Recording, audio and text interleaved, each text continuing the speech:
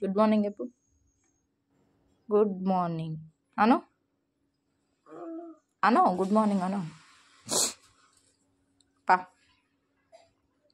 Brush చేద్దాం పా నాన్న, మళ్ళీ లేట్ అవుతుంది పో.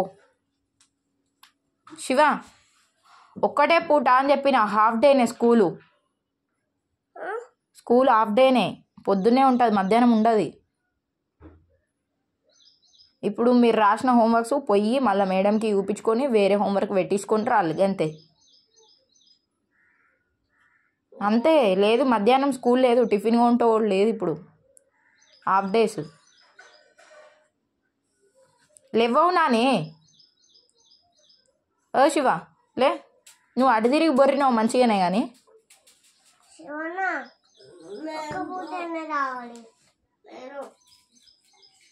చెప్పు వానికి హాఫ్ డేనే రాను. శివ ఇగో గుడ్ మార్నింగ్ చెప్పు.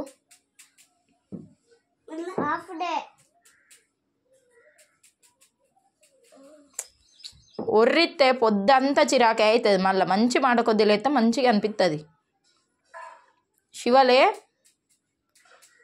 చెప్తినవా? శివుడు శివుడు శివుడు శివుడు స్టార్ట్ చేసినావా? ఇక కడుపు నొత్తందని స్టార్ట్ చేసినావా?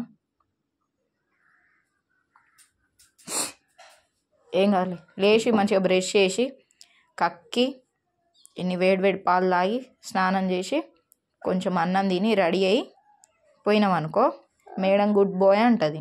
ఏడ్చుకుంటూ పోయినామనుకో, వీడు ఏడ్చుకుంటూ వస్తాను స్కూల్కి, వీనికి ఏం చెప్పొద్దు, వీని పట్టించుకోవద్దని అంటుంది. అవునా కాదా? నువ్వు గుడ్ బాయ్వా బ్యాడ్ బాయ్వా? గుడ్డా? మరి లే నాన్న, స్కూల్ అనే వరకే సాత కాదు.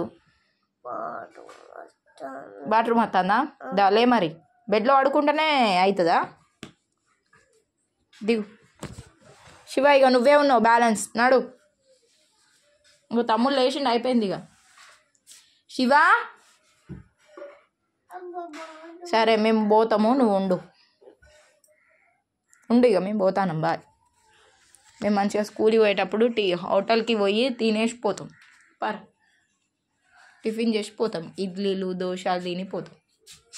నువ్వు రాకు, నీకు ఏమి ఇయ్యం మేము. రా మరి. అరే రామా, చెప్తినావా నా మాట? మేడంకి పోయినాక చెప్పాలనా? ఇటు చూడు నువ్వు. పారాయ మనం పోదాం, రానంటాను. శివ నీతో మాట్లాడా, నీ దోస్త్ కట్టిప్పు నీ దోస్త్.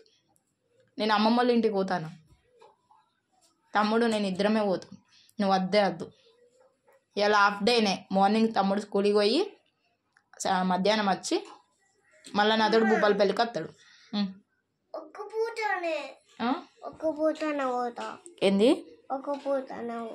ఒకటే పూట? నేవు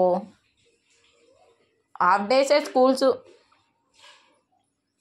నీకు 2 పూటలు అయితే ముక్కులకు వస్తుంది కదా, అందుకే నిన్ను చూసి పాపం హాఫ్ డేలు పెట్టిండు. సరేనా? ఇటు చూడు, బాయ్ చెప్పు, ఫ్లయింగ్ కిసి.